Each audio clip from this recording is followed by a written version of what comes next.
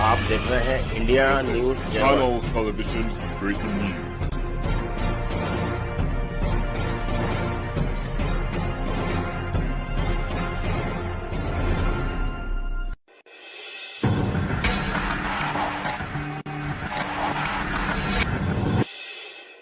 जय बाबा।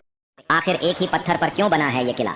आखिर क्यों गिरने वाला है 100 सालों से तिनके में टिका हुआ बैलेंसिंग रॉक? मदन महल के इस किले में क्यों घूमता है साया? और आखिर क्यों सभी दर्शनार्थी यहाँ आकर खुदाई करते हैं?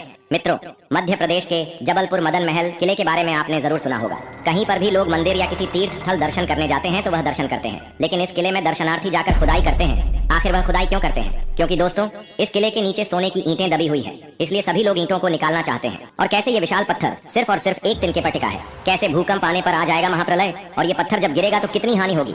तो आपको बताते हैं आखिर एक छोटे से तिनके पर टिके हुए बैलेंसिंग रॉक और रानी दुर्गावती में घूमते हुए उस साए के बारे में। और अगर ये बैलेंसिंग रॉक गिरा तो क्या होगा? इसी तरह इतिहास से जुड़ी वीडियो देखने के लिए चैनल को सब्सक्राइब जरूर करें। संस्कार धानी जबलपुर अपनी खूबसूरती और पर्यटन स्थलों के लिए फेमस है। मध्य प्रदेश जबलपुर में बरगी डैम, धुआंधार, 64 योगिनी मंदिर, गौरी घाट, तिलवारा घाट और अनेकों जगह है जो कि पर्यटकों का मन लुभाती है। ऐसा ही जबलपुर में 1 ईस्वी में राजा मदन सिंह द्वारा करवाया गया था। यह किला राजा की मां रानी दुर्गावती से भी जुड़ा हुआ है, जो कि एक बहादुर गोंड रानी के रूप के जानी जाती है। गोंडवाना साम्राज्य की निशानी शहर की मदन महल पहाड़ी में स्थित गोंडकालीन किला एक आकर्षक पर्यटक स्थल है। इसे दुर्गावती किले के नाम से भी जाना जाता है। यह किला उन शासकों के अस्तित्व का साक्षी है जिन्होंने 11वीं शताब्दी में काफी समय तक शासन किया। राजा मदन सिंह द्वारा लगभग 1100 ईस्वी में बनवाया गया यह किला शहर से करीब 2 किलोमीटर दूर एक पहाड़ी की चोटी पर स्थित है। राजा के नाम के कारण ही इसे मदन महल किला और पूरी पहाड़ी को मदन महल पहाड़ी कहा जाता है। इसी किले के नाम पर जबलपुर का दूसरा रेलवे स्टेशन का नाम भी मदन महल रेलवे स्टेशन है, जिसके भवन की डिजाइन इसी किले जैसी बनाई गई है। यह किला एक पहाड़ी पर जमीन से लगभग 500 मीटर की ऊंचाई पर स्थित है। यह किला एक बड़ी ग्रेनाइट चट्टान को तराश कर बनाया गया था। किले की छोटी से शहर का खूबसूरत नजारा दिखाई देता है।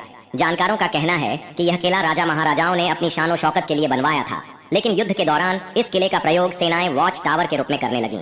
इस किले को युद्ध कला की छावनी के रूप में भी पूर्व में जाना जाता था, क्योंकि यहाँ से लगभग पूरा जबलपुर शहर नजर आता है। इस किले से जुड़ी एक यह कहावत प्रचलित है कि मदन महल की छाव में 2 टोंगों के बीच जमा घड़ी 9 लाख की 2 सोने की ईंट, अर्थात यहाँ 2 सोने की ईंटें घड़ी हुई हैं, जिसे अब तक कोई खोज नहीं पाया। वैज्ञानिकों द्वारा किए गए शोध में भी ऐसी किसी बात की पुष्टि नहीं हुई। कालांतर में यहाँ एक सुरंग थी जिसका प्रयाग राजा महाराजा युद्ध के समय करते थे। ये सुरंग किले से शुरू होकर आदिवासी बाहुल्य जिले मंडला में खुलती थी। वहीं एक सुरंग जबलपुर के नर्मदा रोड स्थित बादशाह हलवाई मंदिर तक भी जाती थी। बादशाह हलवाई मंदिर में इसके साक्ष्य आज भी मौजूद हैं। इस किले के पास ही शारदा मंदिर भी मौजूद है। लोगों का कहना है कि इन मंदिर में स्वयं रानी दुर्गावती पूजा करती थी। मान्यता है कि यहाँ दर्शन करने वालों की हर मुराद पूर्ण होती है। यदि आप संस्कार धानी जबलपुर घूमना चाहते हैं तो जरूर आइए। और यदि आप 64 योगिनी मंदिर, धुआंधार और बरगी डैम की वीडियो देखना चाहते हैं तो लिंक डिस्क्रिप्शन में है, जाकर देख सकते हैं। इस बारे में यहाँ के लोग कहते हैं कि बरसों पहले मदन महल किले पर किसी ने एक साया को घूमते हुए देखा था। इसके साथ ही रात होते होते यहाँ पर डरावनी आवाजें आने लगती है, जिसके कारण लोग यहाँ रात को जाने से डरते हैं। इस बात में कितनी सच्चाई है ये नहीं कहा जा सकता है। इन दिनों ये किला आपराधिक गतिविधि और नशाखोरों के रूप में तब्दील हो गया है। इस किले से थोड़ी दूरी पर बैलेंसिंग रॉक है, जहाँ पर पिछले कई 100 सालों से यह पत्थर एक ही पॉइंट पर खड़ा हुआ है, जो कि आज तक उस जगह से टस से मस नहीं हुआ। यह जगह पूरे विश्व में बैलेंसिंग रॉक या हैंगिंग रॉक के नाम से प्रसिद्ध है। मित्रों, ये पत्थर तिनके के सहारे टिका तो है, लेकिन यह किस कारण से रुका है इसका अभी तक किसी भी वैज्ञानिक पता नहीं लगा पाया है।